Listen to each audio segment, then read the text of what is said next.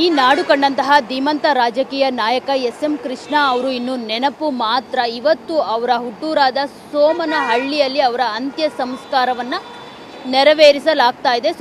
ಸುಮಾರು 8 ಗಂಟೆಗೆ ಎಸ್.ಎಂ. ಕೃಷ್ಣ ಅವರ ಸದಾಶಿವ ನಗರ ನಿವಾಸದಿಂದ ಅವರ ಒಂದು ಪಾರ್ಥಿವ ಶರೀರವನ್ನು ಸೋಮನಹಳ್ಳಿಗೆ ತೆಗೆದುಕೊಂಡು ಹೋಗಲಾಗುತ್ತೆ.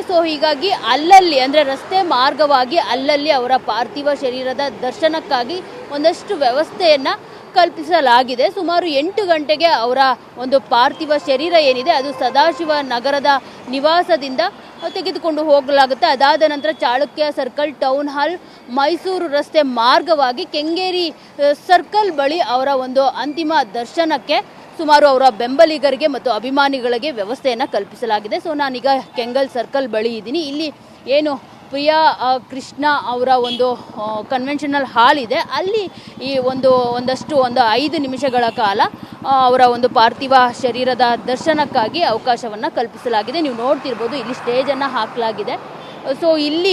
ಇಲ್ಲಿ ಸ್ಥಳೀಯ ಶಾಸಕರಾದ ಎಸ್.ಟಿ. ಸೋಮಶೇಖರ್ ಅವರು ಎಸ್.ಎಂ. ಕೃಷ್ಣ ಅವರ ಒಂದು ಪಾರ್ಥಿವ ಶರೀರಕ್ಕೆ ಮಾಲಾರ್ಪಣೆಯನ್ನು ಮಾಡೋ ಮೂಲಕ ಶ್ರದ್ಧಾಂಜಲಿಯನ್ನು ಸಲ್ಲಿಸಲಾಗುತ್ತೆ. ಜೊತೆಗೆ ಅವರ ಬೆಂಬಲಿಗರು ಕೂಡ ಪುಷ್ಪಾರ್ಚನೆ ಮಾಡೋ ಮೂಲಕ ಅವರಿಗೆ ಒಂದು ಶ್ರದ್ಧಾಂಜಲಿಯನ್ನು ಇಲ್ಲಿ ಕಲ್ಪಿಸಲಾಗುತ್ತೆ. ಸುಮಾರು 5 ನಿಮಿಷಗಳ ಕಾಲ ಅವರ ಒಂದು ಪಾರ್ಥಿವ ಶರೀರವನ್ನು ಇಲ್ಲಿ ಒಂದು ಅಂತಿಮ ದರ್ಶನಕ್ಕೆ ವ್ಯವಸ್ಥೆಯನ್ನು ಮಾಡಲಾಗಿರುವಂಥದ್ದು.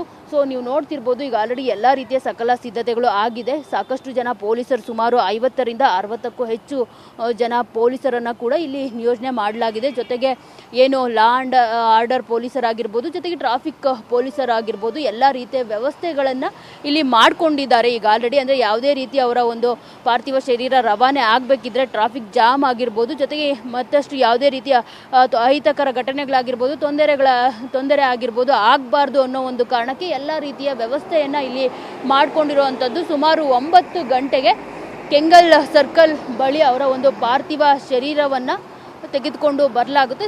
ಯಾರೆಲ್ಲ ಅವರ ಬೆಂಬಲಿಗರು, ಅಭಿಮಾನಿಗಳು ಎಲ್ಲರೂ ಇದ್ದಾರೋ ಅವರೆಲ್ಲರೂ ಬಂದು ಕೆಂಗಲ್ ಸರ್ಕಲ್ ಬಳಿ ಅವರಿಗೆ ಒಂದು ಅಂತಿಮ ದರ್ಶನವನ್ನು ಮಾಡಿಕೊಂಡು ಅಂತಿಮ ವಿದಾಯವನ್ನು ಅವರಿಗೆ ಸಲ್ಲಿಸ್ಬೋದು. ಜೊತೆಗೆ ಇದಾದ ನಂತರ ಅವರ ಒಂದು ಪಾರ್ಥಿವ ಶರೀರ ಬಿಡದಿ ಸೇರಿದಂತೆ ರಾಮನಗರ, ಚನ್ನಪಟ್ಟಣ ಸೇರಿದಂತೆ ಸುಮನಹಳ್ಳಿಗೆ ಅವರ ಒಂದು ಪಾರ್ಥಿವ ಶರೀರ ತಲುಪಲಾಗುತ್ತೆ. ಅಲ್ಲಿ 3 ಗಂಟೆಗೆ ಅಂತಿಮ ದರ್ಶನಕ್ಕೆ ವ್ಯವಸ್ಥೆಯನ್ನು ಮಾಡಲಾಗಿದೆ. ಅದಾದ ನಂತರ ಒಂದು ಅಂತ್ಯಕ್ರಿಯೆ ನೆರವೇರಿಸಲಾಗ್ತಾ ಇದೆ. ಕ್ಯಾಮ್ರಾ ಪರ್ಸನ್ ಶ್ರೀಕಾಂತ್ ಜೊತೆ ಮಂಗಳ ರಾಜಗೋಪಾಲ್, ಟಿವಿ9 ಬೆಂಗಳೂರು.